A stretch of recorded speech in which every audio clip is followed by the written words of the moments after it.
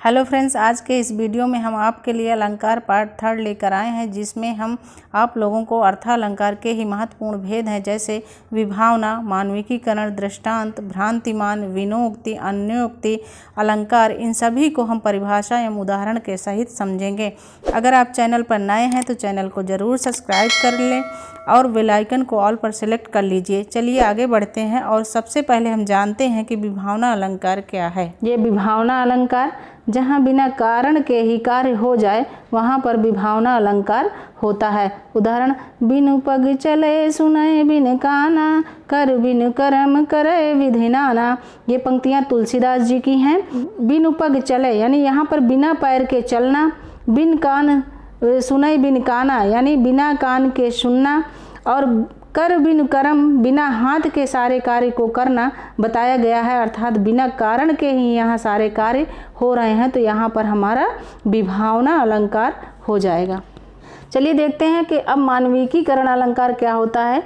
जब प्राकृतिक चीज़ों को मानवीय भावनाओं के होने का वर्णन हो तब वहाँ मानविकीकरण अलंकार होता है।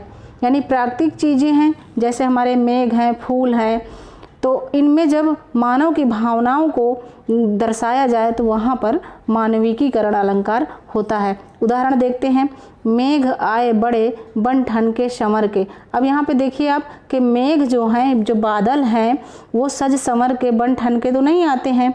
क्यों? क्योंकि मानव सजता संवरता है और सज धज के आते हैं और मेघ तो आते नहीं। तो यहाँ पर मेघ के लिए जो मानवीय भावनाओं को मेघ के लिए दर्शाया गया है, तो यह वर्णन किया गया है, तो इसलिए हमारा यहाँ पर मानविकीकरण अलंकार होगा। अगला एग्जाम्पल देखते हैं, फूल हंसे कलियाँ मुस्काईं। ये भी उसी तरह है कि फूल तो हंसते नहीं हैं क्योंकि मानव हंसते हैं।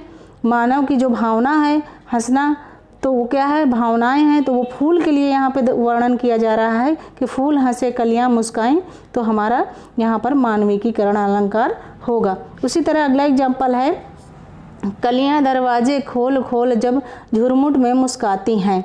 कलियाँ दरवाजे खोल खोल कर जब झुरमुट में मुस्काती हैं। अब दोस्तों यहाँ देखिए कि कलियाँ जो हैं, फूल की कलियाँ हैं, वो दरवाजे तो नहीं खोलती हैं, यहाँ मानव खोलते हैं और उसके पीछे छुप जाते हैं मुस्कुराते हुए। तो यहाँ पे मानवीय भावनाओं को जो है फूलों की कलियों से जोड़ा जा रहा है, वर्णन किया जा रहा है, तो यहाँ पर हमारा मानवीय अलंकार हो जाएगा। अगला अलंकार है दृष्टांत अलंकार, जहाँ उपमेय और उपमान के साधारण धर्म में बिंब प्रतिबिंब भाव दिखाया जाए वहाँ पर दृष्टांत अलंकार होता है।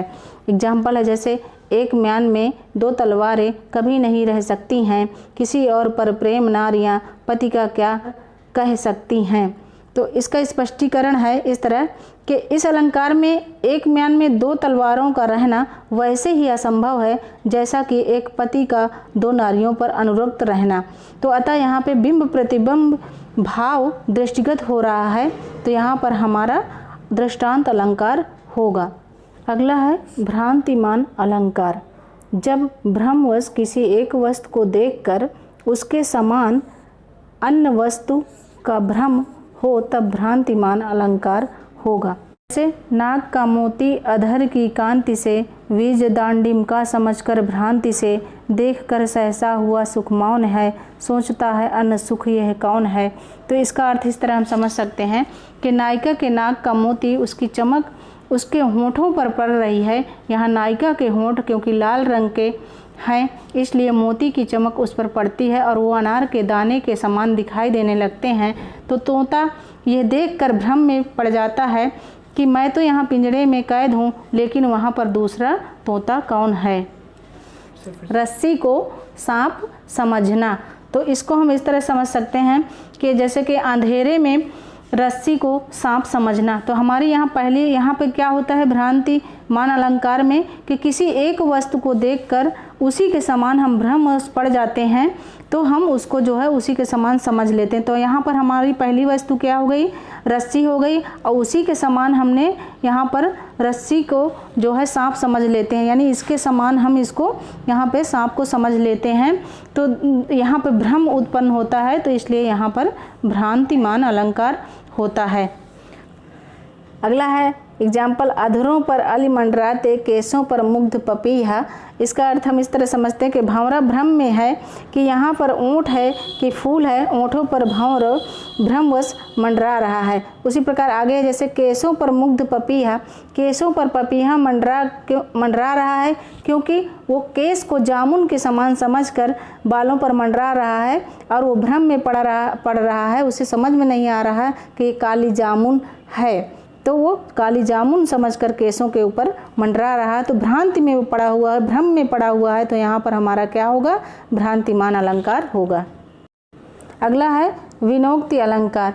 जहाँ बिना शब्द के द्वारा किसी वस्तु की व्यर्थता बताई जाए वहाँ विनोक्ति अलंकार होता है। उदाहरण, सर बिन सरसिन सरसिज बिन सर, सर सरसिज बिन सूरे, तनु बिन यौवन यौवन बिन तनु, तन यौवन प्रिय दूरे। इसका अर्थ हम इस तरह समझ सकते हैं कि सूरज के बिना तालाब और तालाब के बिना कमल ये उसी प्रकार हैं जिस प्रकार कोई प्रेमी बिना शरीर है और शरीर है तो प्रियतम नहीं है, तो ये भी बेकार है।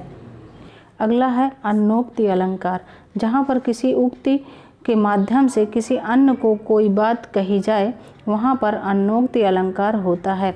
इसकी परिभाषा है, वहाँ पर उपमान के वर्णन के माध्यम से उपमेय का वर्णन हो वहाँ अन्योक्ति अलंकार होता है। इस अलंकार में कोई बात सीधे साधे रूप में न कहकर किसी के माध्यम से कही जाती है, जैसे व्यक्ति या वस्तु को लक्ष्य बनाकर। उदाहरण है, नहीं पराग नहीं मधु नहीं विकास यही काल, अली कली ही सो विंध्यो आगे कौनो हाल।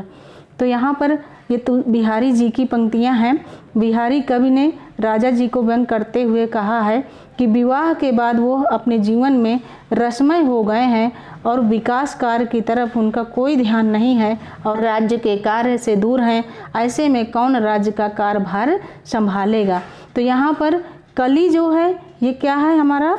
ये उपमान है और भंवरे का जो दिखाया गया है अली को, तो यहाँ पर उपमेय के रूप में दिखाया गया है। तो इन पंक्तियों में बिहारी जी ने राजा जयसिंह और उनकी नवोढ़ा नायिका की ओर संकेत करते हुए कहा है।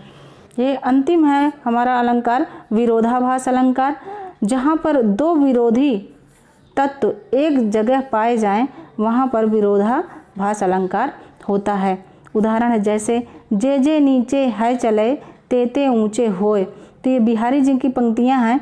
यहाँ पर नीचे रहकर ऊंचे होने की बात कही जा रही है, तो यहाँ पर विरोधाभास अलंकार होगा। यहाँ पर हम ऐसे समझ सकते हैं कि ऐसा कैसे संभव हो सकता है कि जैसे जैसे हम नीचे जा रहे हों और उसको ऊंचा दिखाया जाए और ऊंचा कहा जाए, तो ये एक दूसरे के विपरीत है। तो यहाँ पर हमारा विरोधाभास अलंकार होगा। अगर ये वीडियो आपको पसंद आया तो इस वीडियो को लाइक करें, कमेंट करें और अपने दोस्तों के साथ शेयर करें। अगर चैनल में नए हैं तो चैनल को सब्सक्राइब कर लें ऐसे एजुकेशनल वीडियोज़ के लिए।